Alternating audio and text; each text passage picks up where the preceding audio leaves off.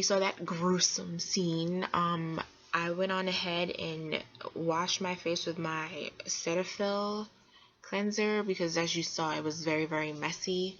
So I did that, and then I rinsed it off with cool water because the box says to rinse with warm water, and then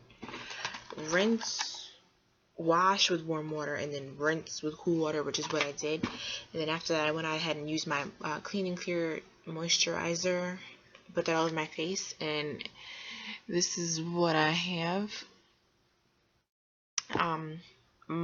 My face is really, really soft. Now, when I left it on, I did feel like a really, really nice tingle, but maybe that's from the tea tree oil.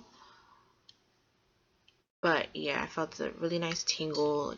My skin felt like awakened. My pores are a lot more, they're not as open. Like if I had a better camera, you'd see that my pores are not as open. They're like kind of shut a little bit more. I don't know. But yeah, and this is it. I have a nice little glow because yeah, I have a nice little glow. But yeah, thank you guys for watching. Don't forget to subscribe, like, comment, rate, favorite, anything. All of my social media networks will be down below in the description box.